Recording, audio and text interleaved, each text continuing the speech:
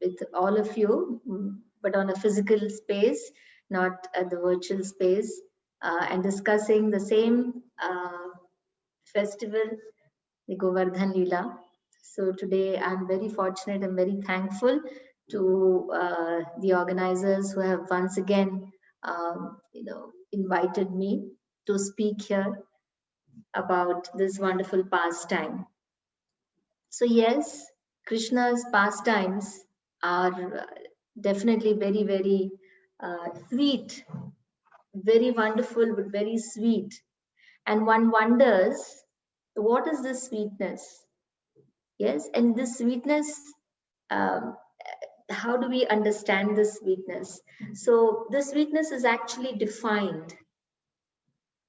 The sweetness is actually defined by the the great spiritualists, acharyas, who we call. They have defined the sweetness. Krishna's sweetness is that sweetness which has the capacity of displaying simultaneous emotions. And what are they? Krishna, he displays inconceivable, extraordinary powers, yeah, very unimaginable, inconceivable. And at the same time, he also retains his mood, this human like mood of either a child or a friend or a lover, whatever that is. He has that along with displaying this inconceivable power. uh, what kind of power does he display? So when we see Krishna killing demons like Putana or Shakatasura, Krishna was just a very, very small baby when Krishna killed Putana. And he didn't have to really become huge or nothing. He was still that small baby who was, drinking milk from Putana, which was apparently poisoned. And when the other gopis and the gopas, they realized this, that Putana, when she got back to her original form from a beautiful maiden, they they were in a state of shock, and they were wondering what would have happened to their little baby Krishna. And there was little Krishna who was, in the same baby, like wondering what has happened, where am I, and then smiling when he saw all the gopis there running after him. And here he was playing on Putana's body. So that's something which is very, very amazing. And that's what is this Madhura, the sweetness of the Lord. So today, with your permission, we'll talk about this sweetness of Krishna, and specifically this particular pastime that we are going to talk about. This pastime, which is very, very special, and we'll see why. So, like I was saying, the sweetness, it's not just Putana, it is again Shakatasura. In one case after the other, Krishna is showing this sweetness where he doesn't have to become something else to show his inconceivable power. And I'll tell you, I mean, all of you know this, all of you have heard this. When Krishna, he ate dirt, yes, he ate mud, and he was a little baby, little child, playing along with his friends, and um, suddenly Balram, he saw Krishna eating mud. So he said, Krishna, stop it. And Krishna wouldn't stop. He was busy eating this mud. And then Balram said, now you will see. And he ran to Mother Yashoda, not just he, all the friends, all of Krishna's friends. They said, now you'll see what will happen. And they all ran to Yashoda to complain that Krishna is eating dirt. Krishna is eating mud. And when Yashoda heard this, she said, what's, why? Why do you do this? She said, call him. And then she said, Krishna, but why? I give you such nice things to eat. Why do you have to eat mud? And Krishna, he said, no, no, wouldn't open. He said, no, no, I've not eaten dirt. And Yashoda said, but Balram is saying, Dauji, your bhaiya is saying that you have eaten dirt. And Krishna says, no, he's lying. And Yashoda Mai says, why would he lie? He's always with you on your side. Why would he lie? So Krishna says, well, he lost a game against me, so he's lying. And then Yashoda looked at Balram and all his friends and they said, no, no, we saw him. He went to a secluded place, he went a little away and he was eating dirt. So the best way is to just ask him to open his mouth. So Yashoda Mai, she actually, she said, okay, open your mouth. If you have not eaten dirt, let me check for myself whether you have or you haven't. So Krishna, he opens his mouth. And we all know, yes, Krishna could have easily removed all traces of that mud that he had eaten. It was not so difficult for him. But he didn't. Because if he did, then where would that sweet pastime happen? And where would we after 5,000 years? Here. Yes. So Yashoda Mai, when she saw Krishna open his mouth and she saw the vast oceans, she saw the universes, she saw everything possible. Everything she saw. She saw herself. She saw herself in Vrindavan Dham. She saw herself sitting in front of Krishna and she was wondering, what's all this? It was like, just a hole in which everything was seen. Krishna, he didn't have to become huge to show all that. Everything huge was right there in his mouth. Everything unlimited was there right in his mouth. No, it was not even a zipped file, where everything is there and you have to unzip. Nothing. It was just there. She had to just see that. And as soon as she saw that, for a fraction of a second, that Vatsalya, the parental affection that Yashoda Mai had for Krishna, it for a fraction of a second that was overpowered with awe and reverence, and she was wondering, what's this? What am I saying? Who is he? Is he Lord Narayana? She started wondering, and she said that, well, she was thinking all of this very, very fast. Well, Gargamuni, yes, he had told, no, Gargamuni, Gargacharya is actually the teacher, the guru of their family. So he thought, yeah, he had told us that he has all the power of all these things came in her mind. That he's as good as Narayana, he's God himself. And then when that happened, one of the acharyas, one of the teachers in the, when they write their beautiful realizations, one of them he wrote that when she was thinking like this, there came a cat, not even any other animal, there came just a cat. And when the cat mewed and kind of jumped there, at that moment, Krishna, he went and caught his mother's sari and he said, Maya, help, what is this? And Yashoda Mai got back all her Vatsalya ras again. And she said, oh, there's so much gossip going on. What is all this? She carried Krishna and she said, there's so much gossip going on that my son is this and my son is that. Oh, this Garga Muni, all this is nonsense, my baby. And she just carried little Krishna, her baby, back inside, forgetting all about it. And Krishna was smiling. Oh, the complaint of I ate dirt is over, forgotten. So that was Krishna's sweetness.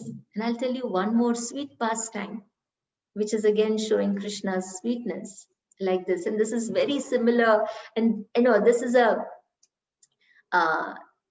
very similar story in a different context, in the sense that now Balram and some of the elder Gopas, the cowherd boys, they came and told Balram, come, there are some beautiful, wonderful, delicious, ripened fruits, jamuns, which are there on that tree you've just seen. Come, let's pluck them. So Balram, along with his friends, they all rushed and they didn't even bother calling Krishna Gopal because Gopal was small. This is only big boys. So all the big boys, they had to rush to pluck these jamuns. So they went and then this little Gopal cannot resist. And he said, I want to come, I want to come. So they said, okay, you just come behind, and your duty is to collect all the fruits. We will climb up the tree, we'll throw them down, and you just collect them. And then one of the Gopas quickly warned, because they know Krishna. They know his capacity to eat. So they said, but Kanha, condition is that you will only collect, not eat. Just collect all the fruits. And then when we come down, we'll share equally. So Kanha said, okay, okay. Yes, yes. And so he went, and all these Balram and all the other elder friends, they all climbed up the trees and they started plucking all these fruits, and they were throwing it down for Krishna to collect. And Krishna, Kanha, he can't resist these nice juicy jamuns. And what did he do? He started stuffing them all into his mouth. Nicely stuffing all of them one after the other. And then suddenly one of the Gopas, he saw from above the tree, said, hey, just look at what Kanha is doing. Stop. And all of them peeped from wherever they were. And they said, hey, Kanha, we are plucking all the fruits, and what are you doing? And they all jumped down from the tree. They were so upset that not a single fruit there in the basket. Everything is gone in. And they came down rushing to Kanha. And they said, Kanha, we asked you to collect the fruits. And what have you been doing? And Gopal, Kanha, his mouth was stuffed with fruits. And he couldn't, he said, He was full of all the jamuns in his mouth. Balram said, "Sure, you've eaten everything?" Kanha would refuse to open his mouth, refused to say anything. And Balram said, now you will see. Now we are going right now to Mother Yashoda and complain about you, and you're going to get a good punishment. You forgot all that. And Kanha is like, now, Maya, now I have to deal with Maya. So they all go complaining, all the friends. And they said, look at this, he's so greedy. We asked him to collect the fruits. He doesn't even have the patience to wait. Look at him. He's eaten up all the fruits. And he didn't even care to clean them. They were all on the ground, and he ate up with the mud. So Yashoda Maya, again, she was upset. She said, Kana, did you? So Kana is like, And all the friends are like, ask him to open his mouth. You will see the jamuns are all purple. Look at his mouth. It's all purple. Can't you see? Ask him to open his mouth.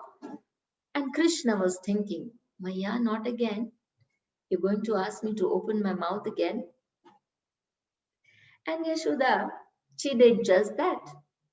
She asked him to open his mouth. And Kanha, when he opened his mouth, yes, again, Yashoda mind saw everything, all the oceans and this and that, and the entire universe along with herself looking into Krishna's mouth. And when she saw that, she was so dazed. And she just carried Kanha and she said, what's wrong? And she went inside hugging him and kissing him. And all other friends, Balram and his friends, were like, we came here to complain.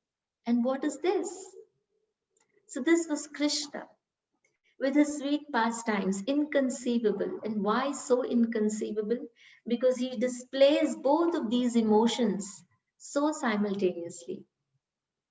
He displays on the one hand his extraordinary power, but he doesn't have to become anything huge. He displays his beautiful power by remaining the same little Krishna, Kanha, and all the rasas, they are intact. Is all the moods that he has with the devotees of Vrindavan. It is intact. We all we are in the celebrating the month of Kartik, where we are worshipping Lord Damodar, and this is exactly, this is exactly the pastime which he is showing in this month, on the day of Deepavali, when Mother Yashoda, she tried tying Krishna, and Krishna, little, so small, little Krishna, She was trying to tie him with a rope, and each time she tried to tie him, it was 2 fingers short, and Krishna was not huge. Krishna was the same small, not just the small boy, but the boy who was crying, afraid of his mother and begging her to forgive him. He kept saying that, no, I won't do it again. Please don't tie me.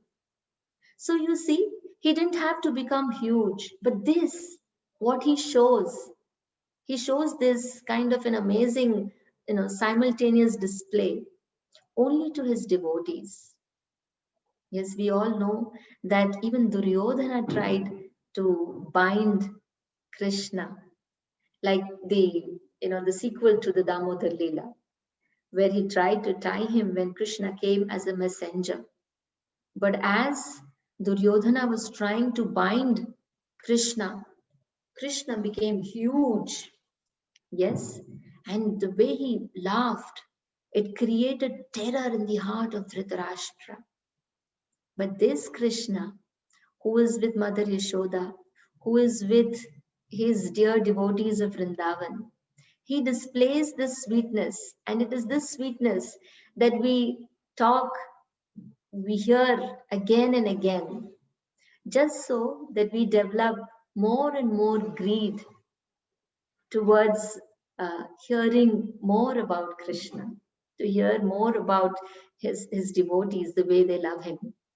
So today, this special day, where we are celebrating, it's going to be after 2 days, but we are celebrating uh, this beautiful pastime of Govardhan to, to actually celebrate this sweetness of Krishna's pastimes.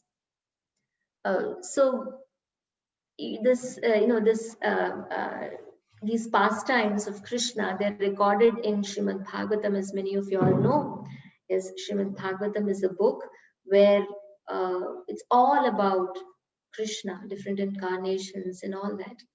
So there are actually about 335 chapters in Srimad Bhagavatam across the 12 cantos. And of these 335 chapters, around 95 chapters are only contained in the 10th canto, which is about Krishna. The other cantos are talking about his other incarnations, but there are 90 chapters are talking only about Krishna. And of these, around these about 92, there are about 40 chapters which are talking only about Vraj Leela, Vrindavan Leela. This beautiful pastimes that happened in Sri Vrindavan Dham. And of these, there are 4 chapters which are on Govardhan Leela, which we are going to talk today. So you see, it's a very, very important pastime. Why is it so important? Because it is in this Leela that all the different emotions are there packed in one. So we see that sometimes in one of the leelas, like for instance, if we talk about his cow grazing and all that, then we know it's all about his Sakhya Rasa, yes, with his friendship. And then when he's killing the demons, we know it's all about his Veera Rasa. And when he's talking, when we're talking about Mother Yashoda and churning and this, we know we're talking about Vatsalya Rasa. But it is this one Leela, Govardhan Leela, where all of these rasas are combined and put there. And we'll see how. Why, that's one part that makes it very, very important. And the other part of it that's making it very important is the multiple lessons that are coming out of this pastime, where Krishna is crushing Indra's pride. It's not enough to just know that yes, Krishna is crushing Indra's pride. Yes, we all know pride is not good, and we know that. But the way Krishna crushes his pride, that is very important. The way Indra, he actually, turns out finally that he takes that adversity as an opportunity. through this pastime, actually it is shown how it's only through transformation of heart that one can act, one can kind of give up these inferior qualities that we talk about, anger and greed and all of those, envy, pride. It's not possible just by any artificial means, but it's only possible through a transformation of heart. And this is what we hear from this particular pastime. So, just imagine, go back 5,000 years and imagine how beautiful Sri Vrindavan Dham must have been, where it still is so beautiful. So what to speak of how it must have been at that time, when the entire house of Nanda Baba, the Nanda Baba palace, was hustling and bustling with activity. Everybody was doing something. Everybody was making preparations for something.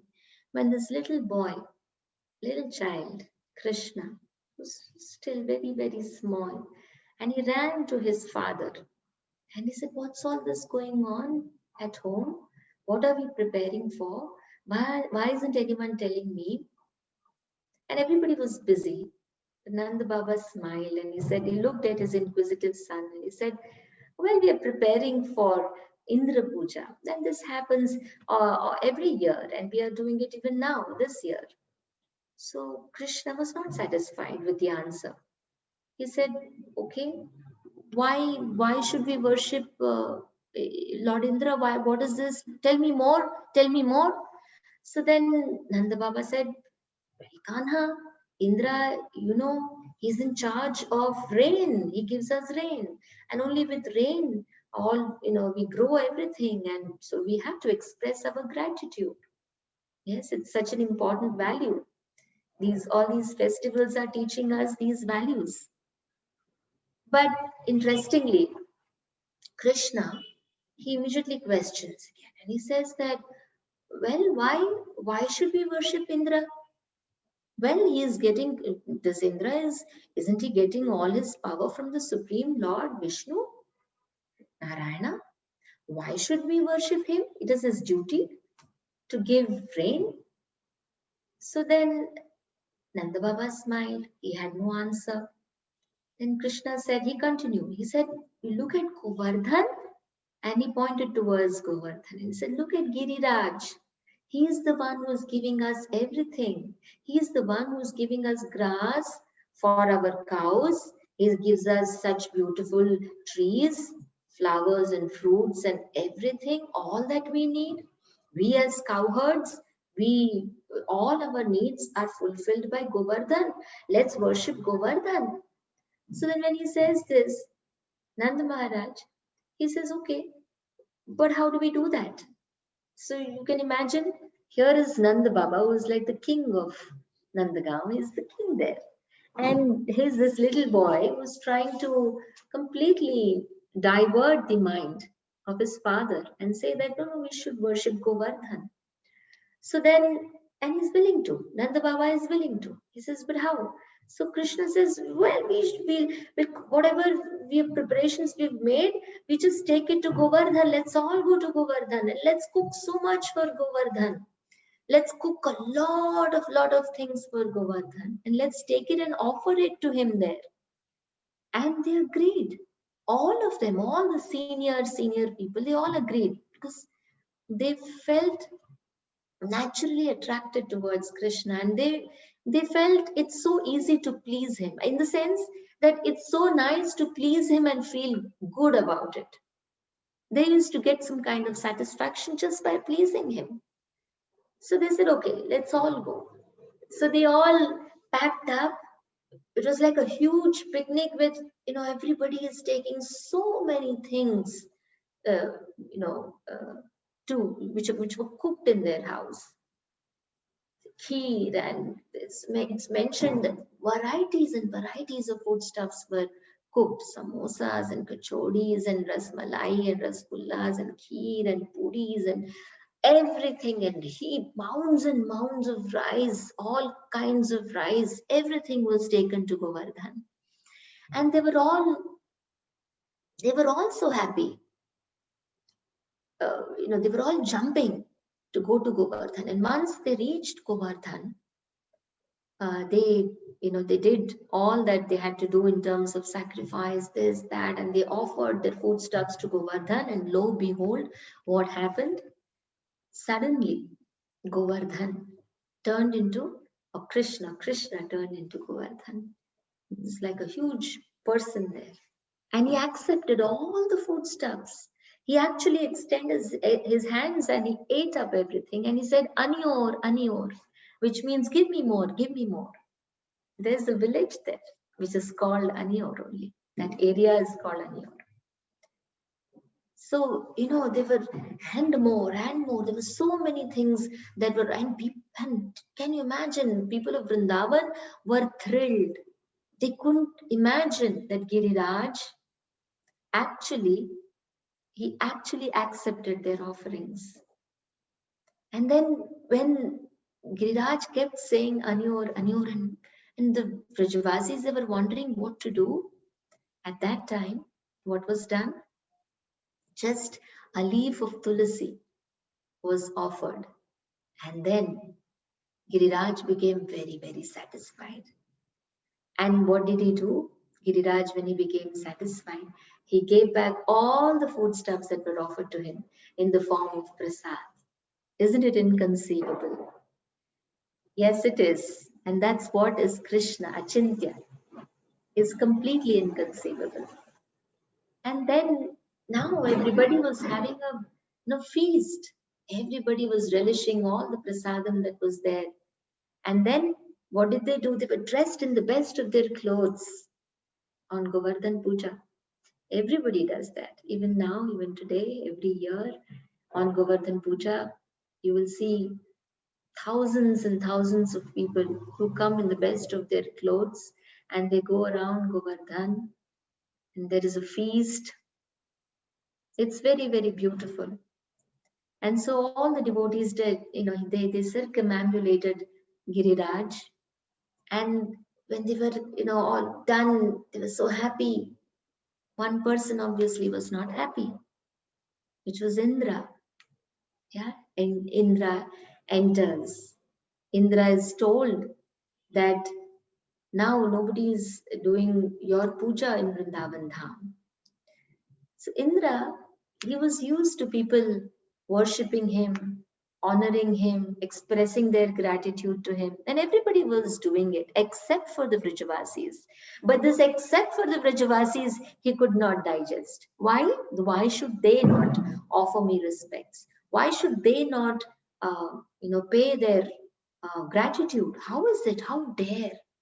And what was more annoying to him was that how on earth could they actually listen to a little boy, the gibberish of a little boy, and agree to his proposal of worshipping a mound of earth? That's what he says. It's just a mound of earth they agreed to worship. How come? He was so shocked. He couldn't take that insult. Yes? It's like, exactly like I've heard in the class uh, when we are uh, walking and a thorn pricks us. The rest of the entire body is fine, but the thorn pricks us, and all our attention is on that part. So that's small, probably a millimeter diameter. That attention is completely on that, and Indra's attention was exactly like that on Vrindavan. Why? Why did they not give me their, express their gratitude? Why did they not pay their homage? How is it possible that they did not perform that sacrifice which was meant for me?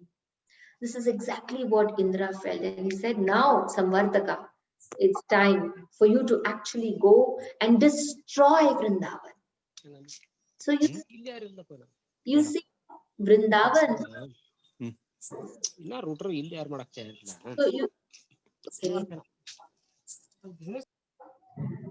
So you see, Vrindavan and Vrindavan and Brajavasis are closest to Krishna.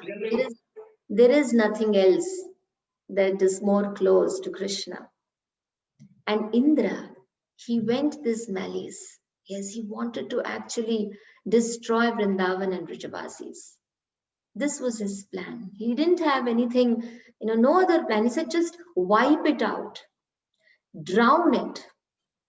And he called Samartaka clouds, which are the clouds which arrive during destruction.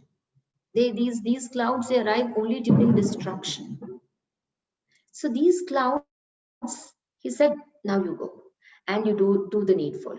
And he said, okay, done. My work is done. I have told the Samartaka clouds. And here in Vrindavan, when suddenly everything became dark, everything became cold, and it started thundering and lightning, people of Vrindavan, they were for a second completely disturbed. This is what happened. And then they started thinking that, oh, we did something wrong. We listened to Krishna. We didn't offer our respects to Indra. So as these thoughts started rushing through their minds, the difference was that they still sought for a solution from Krishna alone. They started screaming out for Krishna. Said, Krishna, you're our only shelter. You are our only shelter.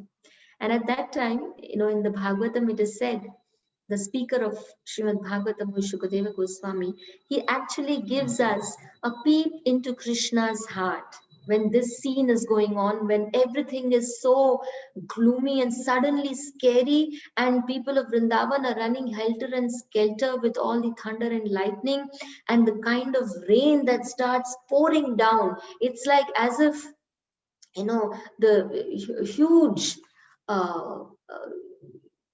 bucket. I can't describe the kind of water that started pouring down, because it was meant to drown. As this scene was on, Shukadeva Goswami, the speaker of Srimad Bhagavatam, gives us a peep into Krishna's heart. Because at the first, there are not many places where it says, then Krishna thought. It's always said, Krishna said, or the devotees said, Uvacha, said. But here it says, Krishna thought in his mind. What did he think? He said, these are the people who, they're my family. I have a relationship with them. They consider me as their only shelter. It is my duty to protect them, and I will. This is what Krishna thinks.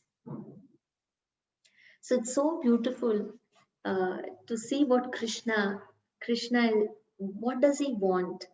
To give himself to us.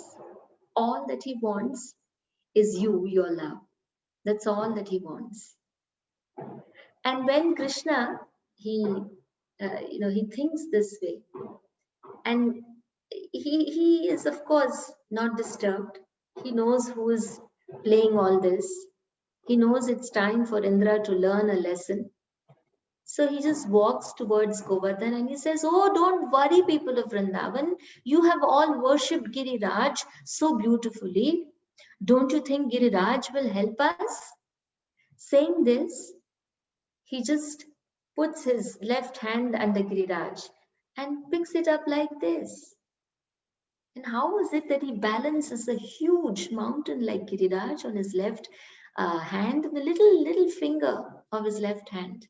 Well, Krishna, he balances so many planets. What to speak about this Giriraj? Yes. So he balances this huge mountain, carries it like one. No, in Bhagavatam it's mentioned that he actually carries it like a child would lift a mushroom. Mushroom, yes, it's a small flower. How he lifts a mushroom. Similarly, he lifted this huge mountain. And then he said, come, all people of Vrindavan, come here. Giriraj is here to protect us. Come under Giriraj. And they were all thrilled. all of the, all the people of Vrindavan, they just saw this. They said, and there was a huge noise when Krishna lifted Govardhan, because he unearthed the entire hill. And all of them, they ran in.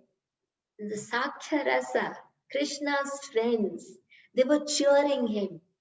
They were so happy looking at their friend Krishna, a hero forever.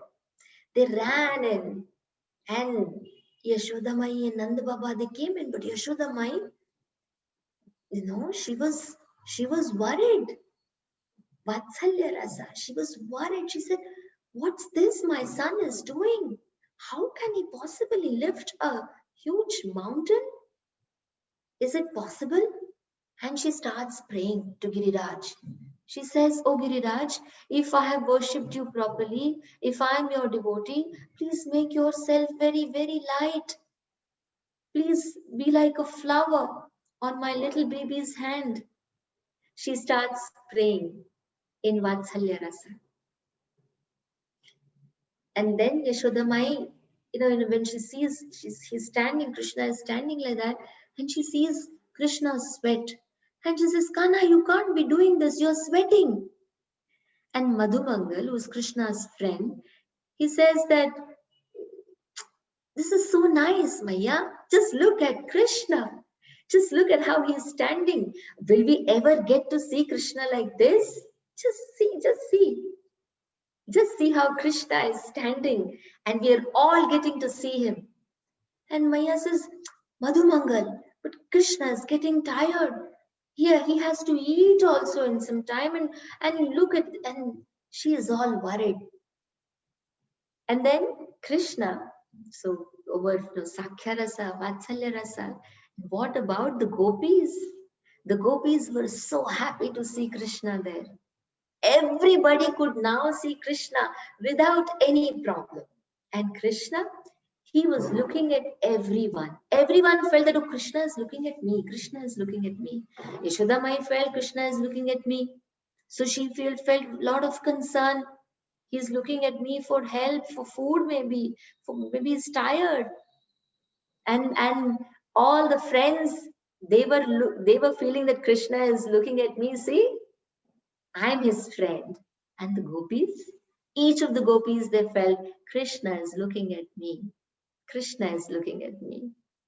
And then when Srimati Radharani, she's looking at Krishna.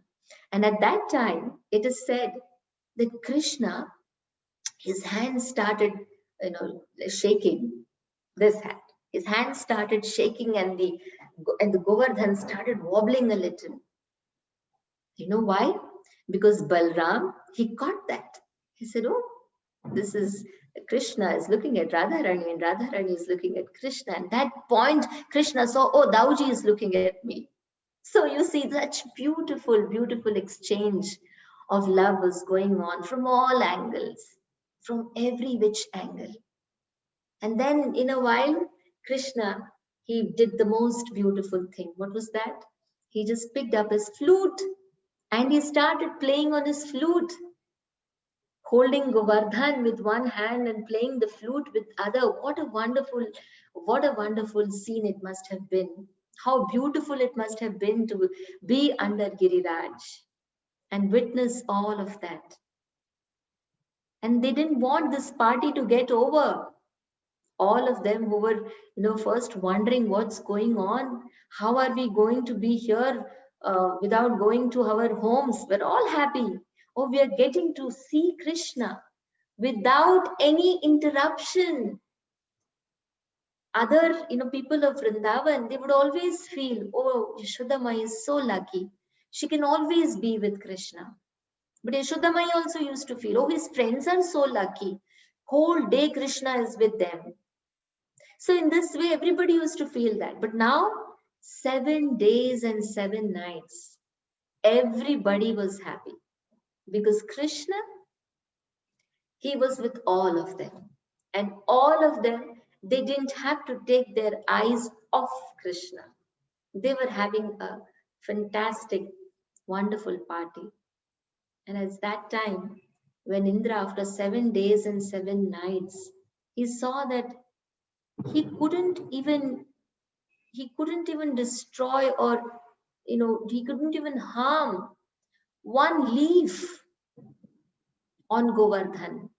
He couldn't even, it said that he couldn't even take off one grain of sand off Govardhan. So when he saw that, he realized that he has done a very, very big mistake and he didn't know what to do. He was so ashamed of himself. Well, the rain stopped. Things came back to normal. Sun started shining. And Krishna and all the Vrajavasis, they were like, Krishna, now, I think you can put the Giriraj down. You must be so tired. And the fatherly affection, all the senior Gopas, they were like, Krishna, now you go. But they knew very well that the moment Krishna would even put a little, hand down, that's it. So they were all, they all went out, and Kanha came out, and they all were happy to go back, and see nothing has happened. Everything was as it was. They were so thrilled with what happened. They were in that, a days of that beautiful pastime. But Krishna was still there. He knew somebody was soon going to come approach him. And Indra, he didn't know how to approach him.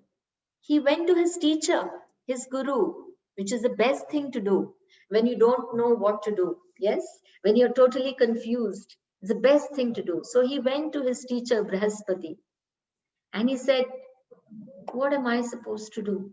Brihaspati said, I don't know. You have, you have done a very, very dangerous thing. You have actually tried to harm Krishna's devotees. I don't know. Please go and ask Brahma. So Indra went to Brahma and he said, now what do I do? Brahma said, why are you asking me? I did something like this.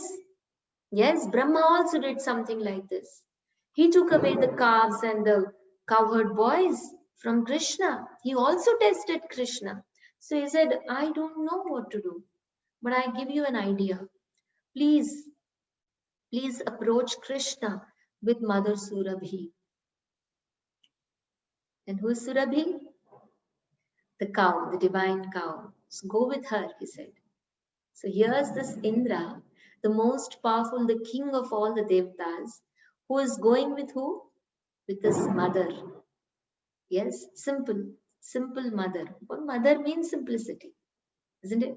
And here he is going with this Surabhi cow to Krishna. And when Surabhi cow, she saw Indra, she said, okay, you've done a very, very wrong thing, definitely. But then I can see that you're sincere. I can see that you want to now ask for forgiveness. So she accompanied him because she's a mother. And when she goes, Indra goes there along with Mother Surabhi. And, this is an important lesson. How simplicity is a bigger wealth than all of this power and all that. Yes. So as soon as Krishna sees Surabhi, he was overjoyed. He was so happy. And he said, he's like, oh. And Surabhi, she said, oh, please, now you look, take care of Indra. So then Krishna, before Indra could, Krishna knew very well that Indra was extremely repentant of what he had done. Yes, but the sweet part of it is Krishna did not correct Indra in front of everybody. He was alone when Indra came to beg for forgiveness. This is so wonderful that Krishna is so understanding. He is so kind that he knew Indra had done one of the the most sinful things. The most sinful things by thinking of harming Brahma. He also tested Krishna, but he didn't have any intention to harm. And that's what Indra did. He thought of harming the Vrajavasis. He wanted Vrindavan to be drowned. And that was the most sinful thing to do. It was only and only because of the mercy of Surabhi. Yes, and that is why it becomes very important for us also to take you know, kind of shelter of devotees. We know that if Krishna, if we keep devotees in front of us who are very dear to Krishna, then Krishna will not look at our faults, at our mistakes, which we deliberately do. Correct? So then Krishna, of course, he forgave Indra, and he kind of told him that this is not the way you should have behaved, because with responsibility most definitely comes uh, with lot of power comes responsibility. Indra has so much power. Oh, yes, he has the power to actually stop all life if he doesn't provide rains. Yes, but with that comes so much of responsibility as well, which some many of most often we in our positions, yes, we may have little responsibilities, not as huge as Indra, a little power, I mean. But this is the lesson which Indra learned. Indra learned that in an adversity, in an adverse situation, which which kind of can shake you up. What is the lesson to learn? That I am not the controller. That's the lesson to learn, that I am not the controller, and Krishna, all right, you do as you will, and let me just have the intelligence to follow your will. This is what Indra finally, his heart transformed, but it took quite some time. Yes, and it could have had grave consequences had he not taken shelter of Surabhi. So this is the this is how Indra took the opportunity in adversity, and this is the teaching of Govardhan Leela, where there are so many beautiful rasas simultaneously being displayed by Krishna, and yet there is this powerful lesson which is relevant, so relevant for each one of us. Yes, so I do hope that we celebrate Govardhan Leela with this kind of an attitude, with this mood and meditation, that Krishna, please help me remember always, let me never forget that I am not the controller. Things will not go according to my wish. Yes, things will often be, in fact, against my wish. But whichever situation I am in, please let me not forget you. And let me not forget you as the controller, the actual controller. Yes, thank you very much. If you have any comments, suggestions, or questions, please feel free to ask.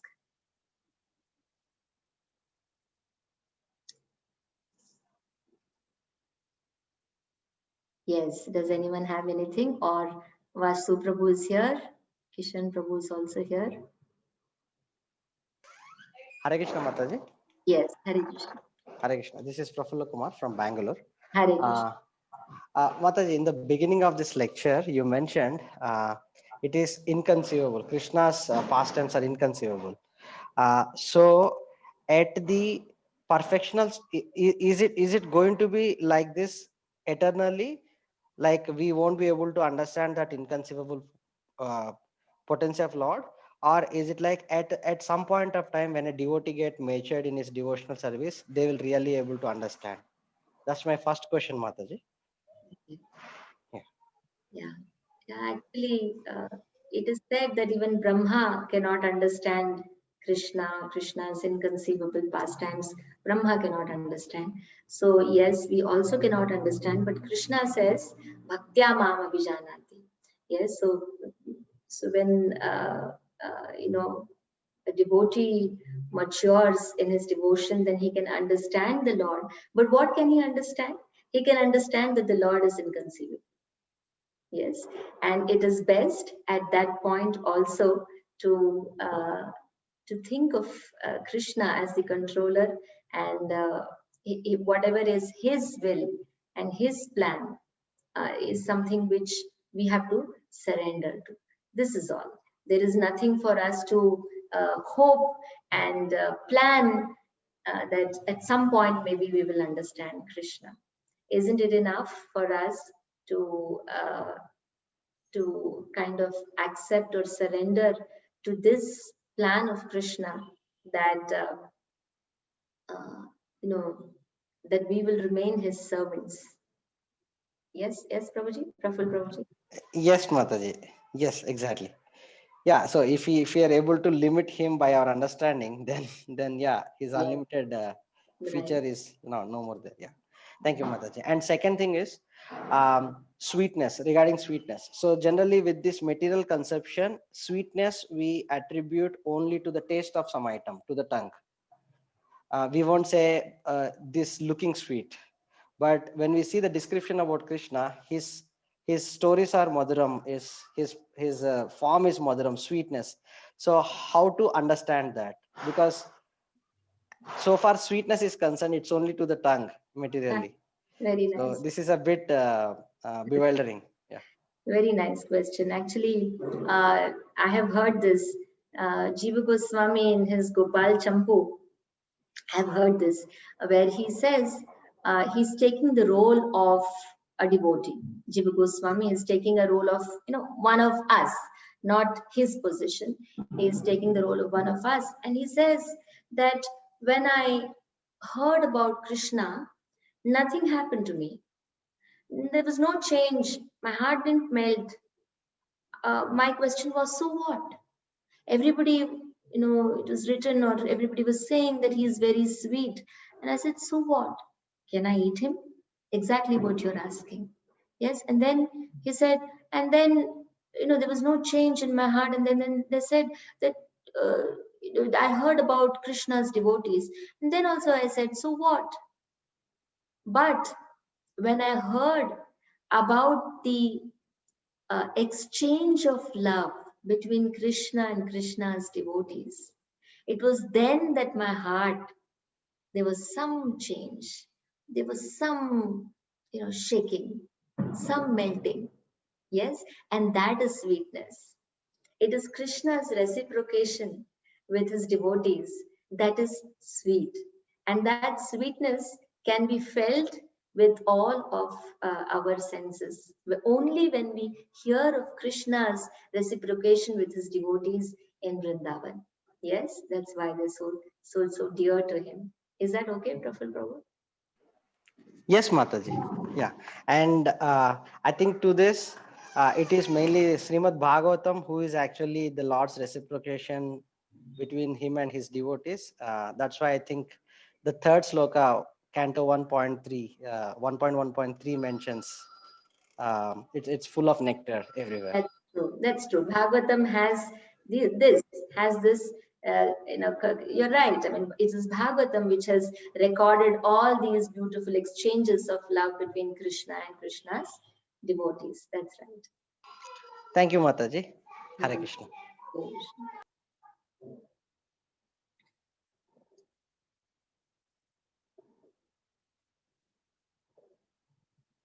So is that all?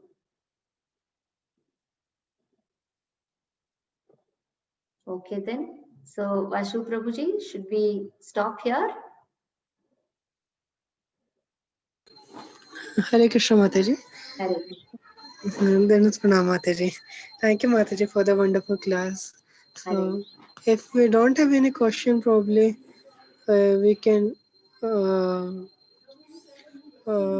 if we can go like by 10 minutes more, like Boga is being made for Jagannath. So Okay. we'll take another 10 minutes. If someone has question or something, or Mataji, like today's Diwali, if you want to share something about it, Okay. Yes. we'll be very glad about. We'll be very thankful to you. Well, this whole month of Kartik has so many different pastimes. Uh, Beginning with Bahudashami, yes, where uh, we speak about the cow, Bahula, and we also speak about why it is important to take a dip in Shri Radha Kund. Yes. While many of the devotees believe that On Bahulashtami, it is the appearance day of Radha Kund.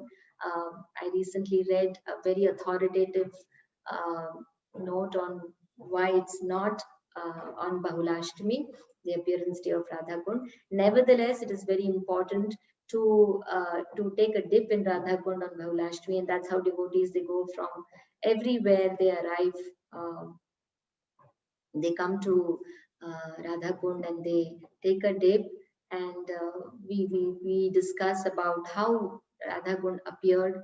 Uh, no, this beautiful pastime of killing Aristhasur, and how Krishna was accused by the gopis. So again, such sweet pastimes are going on there, and the appearance of Radha Kund and Sham Kund happens. And then after that, we have, of course, the entire month celebrates Damodar Lila, and it is on Diwali day that Yashodamai actually bound Krishna with this rope. Yes. So Dama means rope and Udara means stomach, and Yashodamai, she bound Krishna with this rope. So this is again what Praful Kumar Prabhuji was saying, that to how to understand this sweetness. So here it is, this sweetness when this little Krishna, or this Krishna, who is not, he nobody can actually look at Indra. I mean, he crushed Indra's pride. He defeated Indra, but he got defeated by Mother Yashoda. Yes. So when Krishna can defeat Indra, Krishna can crush Indra, but when it comes to Mother Yashoda, he's bound by her love and affection. Yes, he's running in fear of Mother Yashoda, and the pastime of how Mother Yashoda is trying to catch him, and how Kanha is running away, how the entire scene is created there is so beautifully narrated. Yes, by our acharyas in Srimad Bhagavatam, how beautifully it is narrated. How when Yashodamai, she actually puts Krishna down, who was drinking her milk, and she goes to take the milk that was boiling. She wants to just put it down, and just that time, and Krishna is so upset. How can you put me aside? Is there anything more important than me? Yes. And then what happens? And then he just breaks everything there, all the butter pots. He breaks, he takes the butter, he eats it, he just makes a mess. That's the goal. And he goes and gives it not only to his friends but also to the monkeys, everybody. Yeah. And then he goes and sits there, and when Yashodamai comes back and she discovers all of this, she starts chasing Krishna. She wants to bind him up. She's very, very angry. So it is said that when she's angry, actually what is she doing? She's seeing something wrong. She's seeing fault in Krishna, seeing how can Krishna do something like this. And she wasn't able to catch Krishna. Krishna was running and she was running, but she couldn't catch Krishna because she was in anger. She was seeing fault. But then what happened? When Krishna was running in fear like that, and Yashoda Mai was not able to catch him, she got a thought in her mind that now if Krishna falls somewhere, what if he goes there? What if he hurts himself? The moment she started thinking like this about Krishna, now what happened? She is thinking about him with love, with devotion. Not that she was not, but then there was anger. That's what is explained. And then at that time, Krishna, he starts looking behind. He starts looking behind. Where's Yashoda now? Where's Yashoda? And when he starts looking behind, when we're running, when we look behind, our speed, it becomes less. So his speed became less. And that's when Yashoda Mai was able to catch Krishna. What do we learn from this? That the moment we think about Krishna with love and devotion, Krishna, he reduces his speed and he waits for us to catch up with him. Yes, he turns behind and he sees who's thinking about me. Yes, who is this who is calling for me? Who is this who is turning to me for help? Anything it could be. Krishna slows down. And this is what happened. Yashoda Mai, she caught him and she tried to bind him. And we know how difficult it was for her to bind Krishna. Yes, it is said that she brought so much rope that it was almost from, from Vrindavan all the way up to the moon. That's what is said, that there was so much rope. And Krishna's waist, little Krishna's waist is quite less than that. It's surely not so much. Yes, and Krishna was the same little child crying, and Yashoda Mai was trying to bind him. And you know what she does?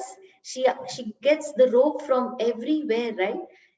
All her friends. So it is said here that she is engaging all of them in devotional service, which is what again Krishna is saying. He's seeing her effort.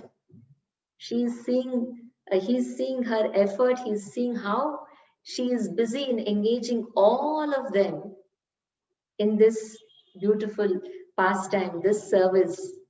And then finally he gives in.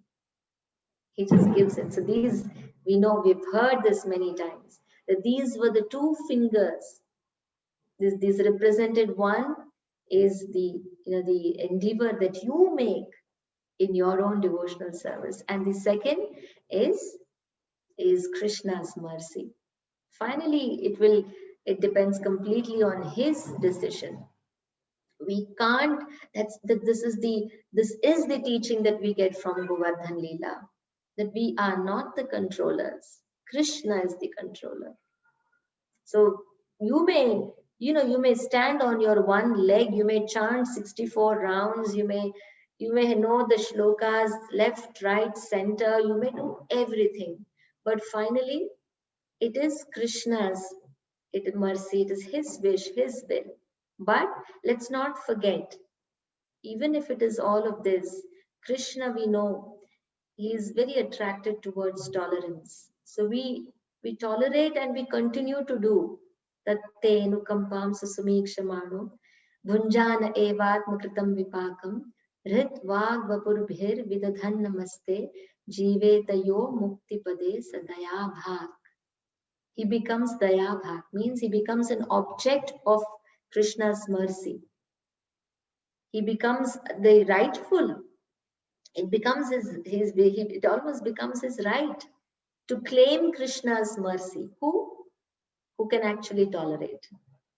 So you just continue to tolerate all the adversities and continue with your devotional service. You do that, and mercy flows.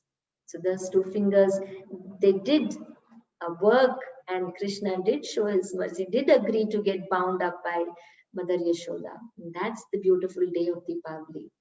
Yes, and then we know that it's not over. He still did so much more. He also released these two devatas, Manigriva and Nalakubera, who were stuck, who were engaged in these trees, in these two trees, in the courtyard of Nanda Maharaj. When Krishna went tied up to the mortar, he was tied up, and he went in between these two trees and he uprooted them, and out came these two devatas. Inconceivable. How can a little baby do that? Yes. And with this sound, with this noise, actually everybody came there. And when they were asking what happened, there were two friends, not friends means they were little older boys there, cowherd boys, and they said, "Oh, that was Kanha. We saw. He just came there and he tried freeing himself, and these trees fell. And you know what happened?" And they were telling everything. These beautiful creatures, some beautiful people, they came out from these trees, and Yashoda was like, "Chup." She was like, "Keep quiet. What this is not the time to talk nonsense." So the love of the Brajavasis is inconceivable. They had so much love for Krishna, natural love for Krishna. In the heart of their hearts, it is said that they knew that Krishna is the Supreme Lord. But they also knew that the moment they accept him as the Supreme Lord, then he will no longer be their son. He'll no longer be their friend. And then how will, how can that exchange happen? Yeah, we've all heard of this story when, uh, when Narada Muni wants to find out the best of the devotees from Krishna, and Krishna says, okay, I have a headache. You go bring dust from my devotees. That's the only way my headache will go. And Narada Muni immediately rushed to the queens of Dwaraka and he said, Krishna has headache. Please do something. And they said, oh, tell us, what should we do? And Narada Muni said, well, this is what he's saying. Give us, he wants the dust off your feet. And the queens of Dwaraka, they said, what? Are you out of your mind, Narada? How can we ever do that? That's not possible. So then Narada went back to Krishna and he said, you're queens. And then Krishna smiled and said, now go to Vrindavan. So Narada, our spaceman, he went to Vrindavan. And he told the gopis, Krishna has headache. And they said, what? And Narada said, he wants the dust of your feet. That's the medicine he is saying. And all of them, so take, all of them put their feet up and they take, and they were scraping their feet. They were scraping the dust off their feet and said, take. And Narada was shocked. They said, aren't you afraid? You will go to hell. Aren't you afraid? So the gopis said, yes, we know. Yes, we know that we'll go to hell. We'll suffer in hell for eons for having done this. But what more hell could there be than Krishna suffering from a headache? That was their mode. They couldn't tolerate that. It was so spontaneous. That's sweetness, inconceivable. Yes, and this is, this is what this entire month of Kartik, one after the other Leela, it's only showing the sweetness of Krishna's this exchange with his devotees. Yes, so yes, Yashoda Mai also couldn't believe these boys, and what did she do? She immediately freed Krishna, and Nanda Baba was scolding Mother Yashoda, what do? You have to tie him up and all this. Yes, and then Yashoda Mai said, no, never again. No tying up Krishna.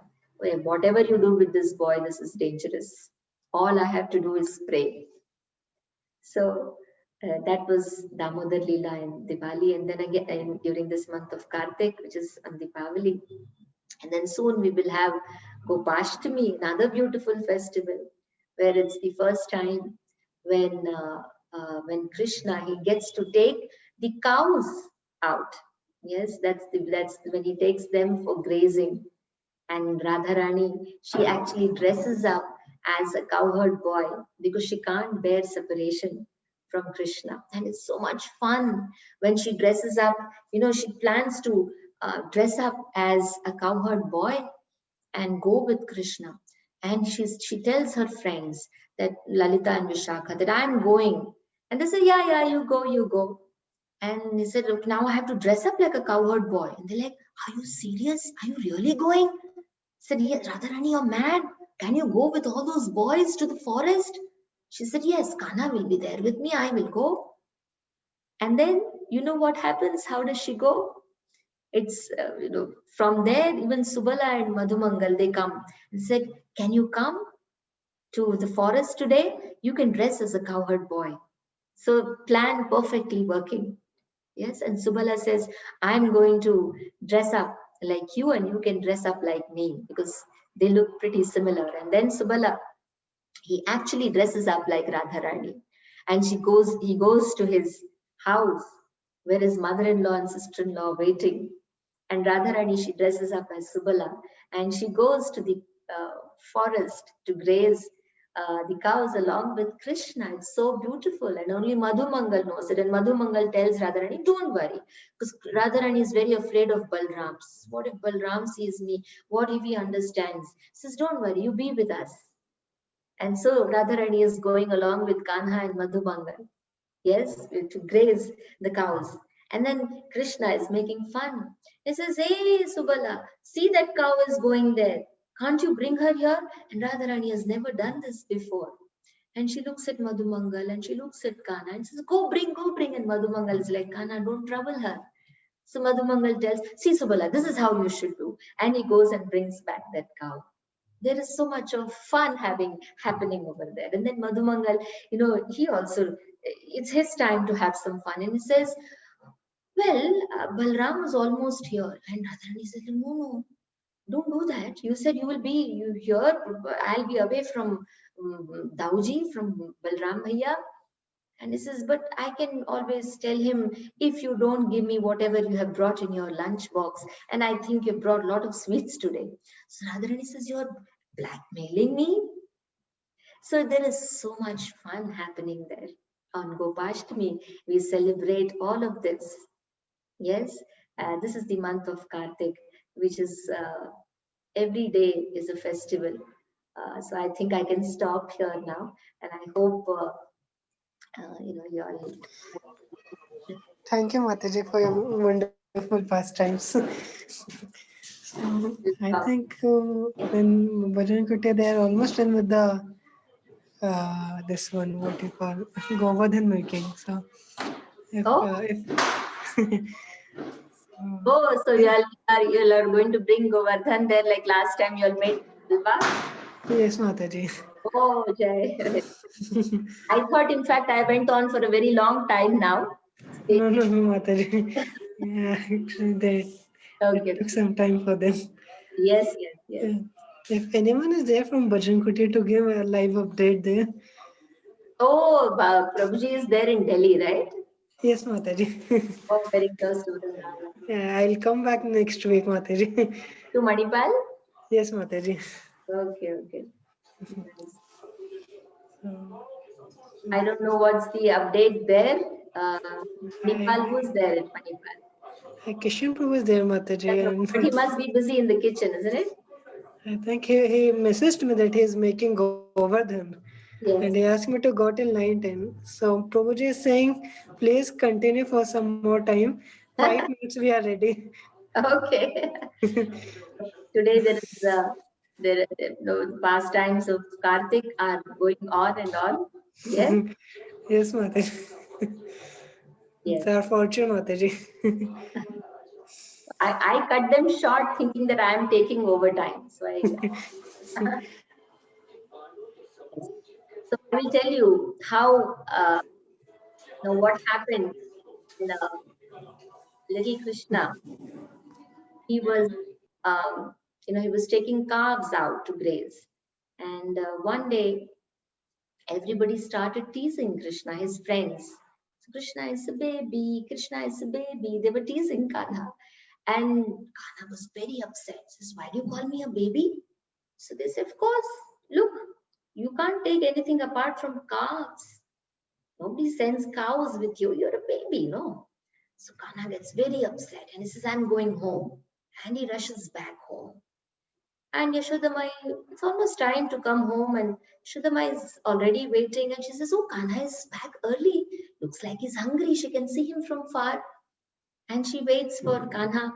And as Kanha starts coming in there, uh, and she says, "Hey, Kanha, I've made this, I've made that, I've made, today balushahi for you, and I've churned the best butter." She's saying all this. When Kanha doesn't even respond. He doesn't even look at her. And he just barges inside. And she's like, "Kanha, what happened?" And she goes him, and Kanha, nothing, no response. He just goes and lays down on his bed. And Yashoda tries to get him to eat something and nothing. So then Yashoda Mai goes to Nanda Baba after some time. And she says that, "Baba, I think Kanha can take cows out now. He's become a big boy."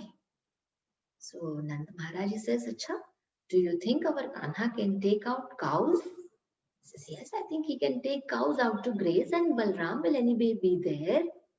And there is a beautiful song uh, which comes a little later when when Yashodamai says, okay, Balram will be there, so not to worry, let's send Kanha with the cows tomorrow. So then Nanda Baba agrees, and next morning Yashodamai goes to wake him up. Says, Kanha, wake up, your friends are there, it's time to go to the forest. Till soon, they'll all start calling out your names.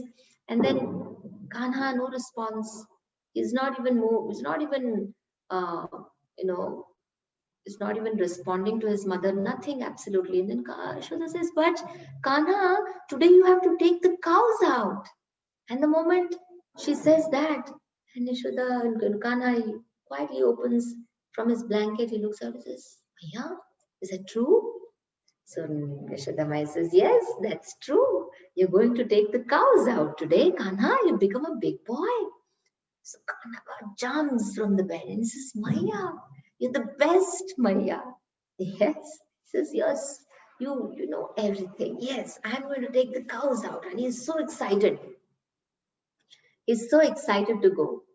So he quickly takes a shower and gets dressed, and he has no patience. Yashodama is trying to dress him up, and she's packing he says, okay, enough. And Yashodama is telling him, this is the beautiful song that Yashodamai sings here, which, is in the form of a song that a devotee has written. How Yashodamai tells Krishna that, Kanha, I am sending you with the cows. But remember, you have to always be with Baldao. Please be behind him. Let Baldao be in front. And you always be near him. And Kanha, don't bring somebody else's cows. Make sure that you're only with your cows.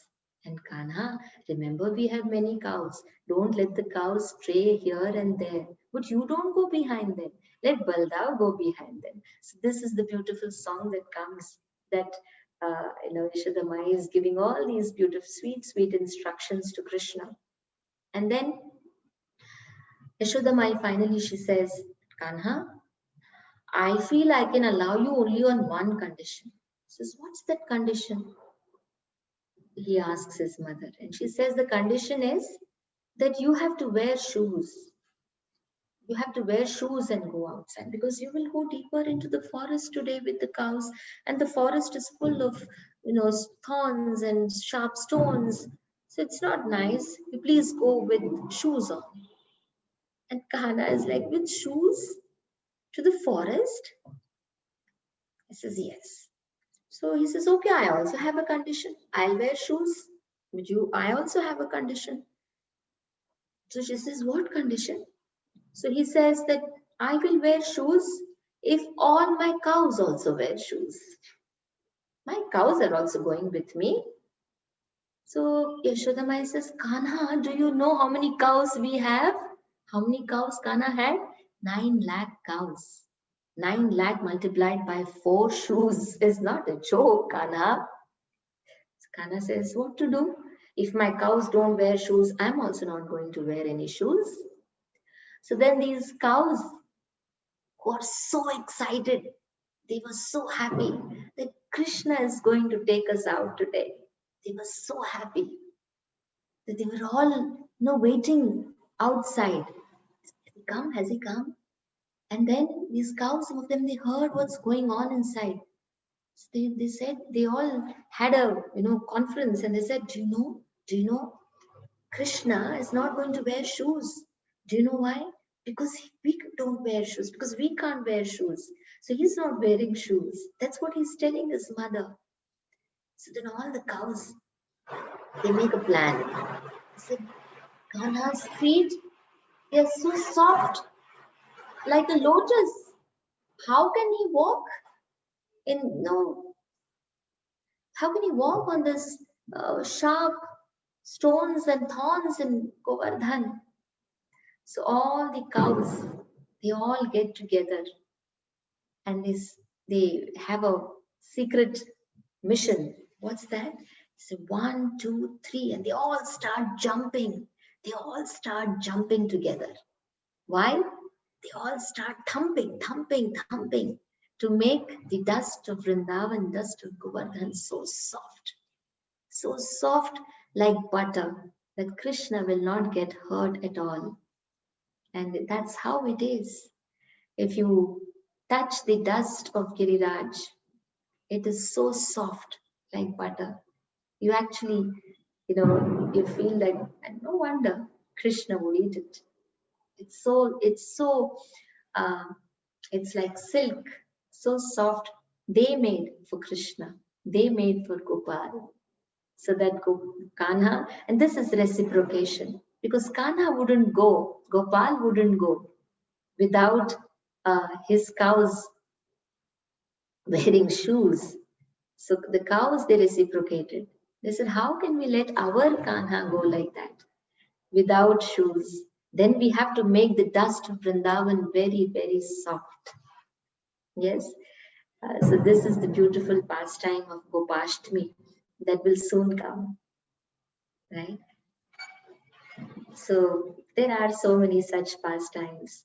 There are so many such, such sweet tales of Vrindavan, of the exchanges between Brajavasis and Krishna. And this is all highlighted in the month of Kartik, which is the most celebrated month, which is the month which is bestowing the devotees all of this. Why? Because this is the month that is, that is Radharani's month, where uh, uh, they are openly brought out. The secrets of these exchanges, they're all open for us to relish, to meditate, to pray, right? So I really hope that all of us have a very wonderful Kartik and Govardhan Puja, and I'm so appreciative of all these devotees at Bhajan Kutir in Manipal. They're students who are studying medicine and engineering, uh, which are all pretty tough courses where you need a lot of time, but still they continue to devote time. They continue to take this service so seriously. Yes, I'm very, very thankful and grateful to them that they inspire so many other students. And this is the need of the hour, to inspire the student community who is totally confused. Yes, because the community is pretty confused because of uh, the, uh, the the contradictions that are open to them outside. So yes, thank you very much. Thank you very much for giving me this opportunity. And I think now Giriraj would surely be there. Giriraj, come. Yes, Ashu Prabhu. Yes, Mataji. Okay. We'd all like to thank Mataji for her wonderful lecture. And especially, I myself feel like it's in Bhagavatam. Bhagavatam is itself nectarian, but when Sukdev Goswami speaks, it becomes more relishable. So I personally feel that with Mataji. When Mataji speaks about Krishna, about the pastimes of Vrindavan, last year she spoke about Govardhan. So that pastime is still in my heart. So similar today's lecture. So I personally thank Mataji for her wonderful. She relishes and she makes others to enter the pastime. So thank you, Mataji, for your association, and we request you to kindly give us more association so that we'll be benefited more. So with this, I with this I like to ask Bhajan Kote to. I think they're in Mataji. Okay. So yeah, application proof was ready. So I like them to switch on their mic so that. They are on mute. Hare Krishna. Mataji, can you hear us? Yes. Yeah. Mataji, thank you very much for your kind association. And sorry, we stretched the class along. So thank you very much. Hare Krishna. Hare Krishna. And also, yes, I would like to thank all the devotees who made it happen today. Sundar Prabhu, Kirti Mataji, Anandra Prabhu, Akshata Mataji. We have a special guest with us today. We're going to do Aarti based Haraman Prabhu. We have also our dear Bhakti Bhushan Prabhu with us. Thank you very much for coming. Also, Raj is here. Raj has helped us with the diyas. Thank you very much. Our devotees, yes, Ajay and Vinayak is also here. Thank you very much. A couple of devotees have worked for making the Govardhan. We'll be having the Govardhan darshan in a couple of minutes now. And yes, Vasu, Prafulla, Devesh, and who all people have come and made this happen today. Especially our Dhruv and Prahlad also for coming and doing the Kirtan. Thank you very much, both of you. We wish you were here. We could have a great blast today. So now we'll be having the Govardhan Aarati in a couple of minutes. And yes, with that, very happy Deepavali to all the devotees. May Krishna Prabhupada bring all this happiness, joy in your lives. So with this, we'll have darshan of Govardhan ji. I would request all of you people to be kindly on lines when the Aarati starts. Okay? Thank you. With this, we'll start the Aarati in a couple of minutes. Hare Krishna.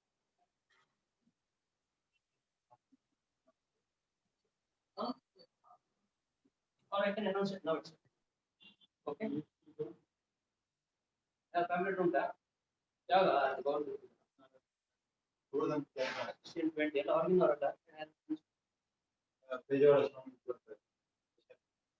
Hare Krishna. There is a small announcement. Our His Grace Bhakti Bhushan Prabhu is organizing a beautiful Govardhan Puja starting from tomorrow onwards. Govardhan is 16th. Yes, 16 to 22. We have a huge Go Sammelan kind of a program happening. Go Katha program. A lot of devotees are expected. This is somewhere near Brahmavar. It is a Punya Koti Goshala. A lot of devotees are expected. We are having Govardhan Puja on the 16th. So the devotees have also invited to all the devotees to attend. So whoever are listening all over the world, whoever is nearby can please attend. It's a beautiful program, Katha. And Pejavar Sri is also, Pejavar Sri Junior is also going to be there, and his blessings we cannot take. The program will begin at what time? 11 o'clock on the 16th. So 16th is Govardhan Puja. Yes. So we are having this Govardhan Puja a bit early today because the next week will be not be here most of us. So that's why we are having it today. Yes. 4 to 8 Go Katha. Every day in the evening, 4 to 8 will be having Go Katha also by resourceful people who will be telling a lot of stories about Gomata. So whoever devotees are interested and would like to do make use of this opportunity can all come 16th onwards at Brahmavar Punya Koti Goshala. Further guidance, you can get in touch with us. We'll let you know. Okay, with this, we'll be having the darshan and aarti of Jagannath and Govardhan. I would request all of you people to kindly be online for a couple of minutes. Hare Krishna. So now, how many data?